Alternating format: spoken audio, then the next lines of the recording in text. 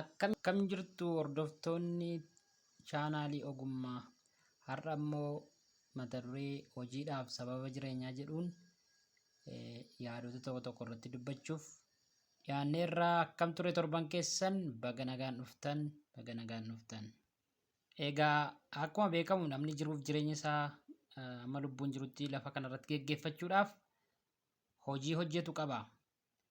Yoo fayyaa dhabe malee yookaan immoo yoo miidhamee yoo rakkina adda addaa ta'e malee namni hojii qaba.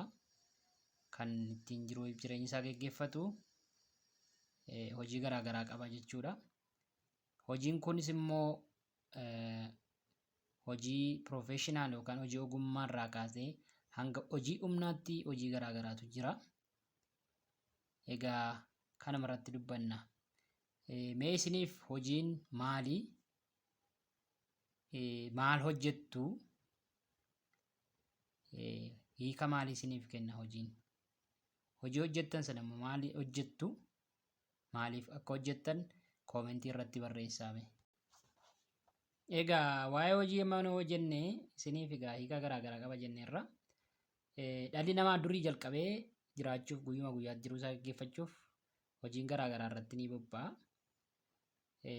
Egaa hojiin qonnaati dhalli namaa durii jalqabee kan hojjechaa ture. Ammallee kan dhalli namaa irratti baay'ee jiraachuudhaaf qonni baay'ee barbaachisaadha. Loon horsiisuun jira. Hojiiwwan ogummaa garaagaraa illee ni jiru. Egaa amma kan keessa jirru jaarraa 21ffaa yookaan baroota 2000 keessa jirra. Egaa barnoonni fi qaroomni garaagaraa dhufe immoo hojiin kun hiika garaagaraa fi sababa garaagaraa qabaachaa dhufe. Namni hojii filachuu eegale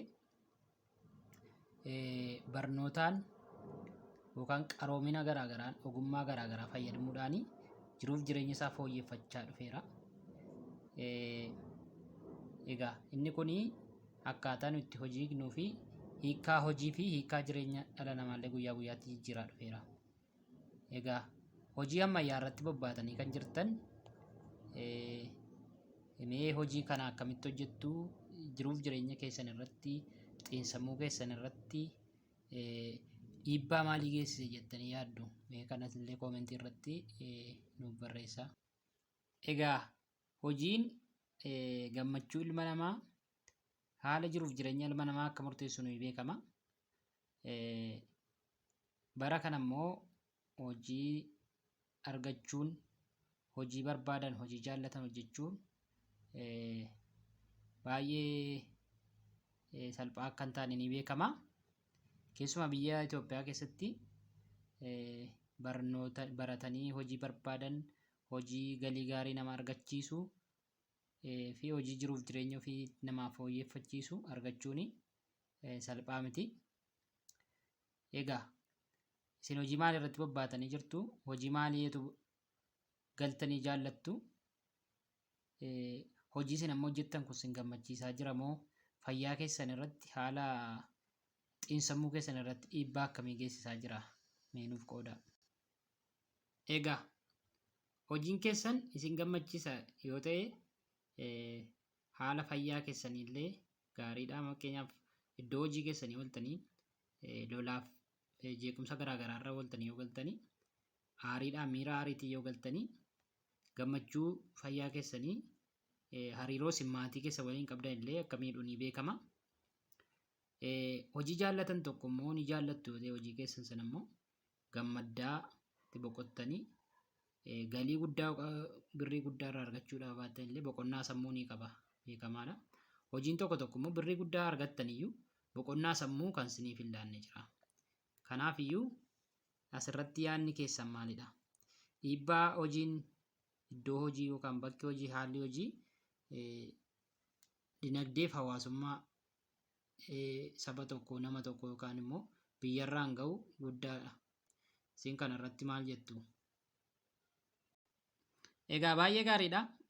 Namni hojii garaagaraa irratti bobba'a. Haala garaagaraatiin, sababa garaagaraatiin hojii namni jaallatee yookaan utuu hin jaallatin hojii garaagaraa irratti bobba'uu danda'a. Hojii ogummaa, hojii profeshinii garaagaraa jechuudha. Namni fedhii isaatiin hojii kana jaallatee itti galee hojjechuu danda'a. Otoo hin jaallatin immoo dirqamaan sababa dinagdee, sababa barnoota, hanqina barnootaatiin namni hojii otoo hin jaallatin irratti bobba'ee hojjechuu ni danda'a. Egaa yaadota garaa garaa jira asirratti. Hojii jaallatan hojjechuu, hojii jaallatan, hojii fedhan, itti amanan hojjechuun nama dhuunfaa irratti, guddina biyyaa irratti, hawaasa irratti dhiibbaa akka qabu ni beekama. Gara biraan immoo hojii argatan tokko jaallatanii hojjechuunis immoo of amansiisanii hojjechuunis immoo ni jira. Inni kun illee galma yaadan tokko ga'uu irratti hammam barbaachisaa akka ta'e yaadonni garaa garaa ni ka'amu. Hojii namni tokko egaa sababa garaa garaaf hojjeta. Qarshiif kan hojjetamu jira. Hojiin tokko qarshii na argamsiisa taanaan hojii barbaade yoo ta'u hin jaalladhu yoo ta'e iyyuu birrii guddaa nan argadha yoo ta'e sammuun koo yoo itti gammaduudhaa baates dhiibbaa baay'ee yookaan nama baay'ee gargaaruudhaa baates nan hojjedhaa jedhee qarshiif kan hojjetu jira. Faallaa kanaan immoo hojiin tokko na gammachiisa yoo ta'e qarshii guddaa yookaan galii guddaa beekamtii guddaa irraa argachuu hin baadhe nama tokko yookaan nama biraan gargaara jedhee yoo namane nan hojjedhaa kan jedhu jira. Isin asirratti yaadni keessan maalidha? Egaa hojiin jiruuf jireenya gaggeeffachuu irratti fayyaaf illee baay'ee murteessaadha. Isin asirratti yaada maalii qabdu? Waa'ee hojii dubbachuuf jechadha. Galatoomaa, nagaan turaa, galatoomaa.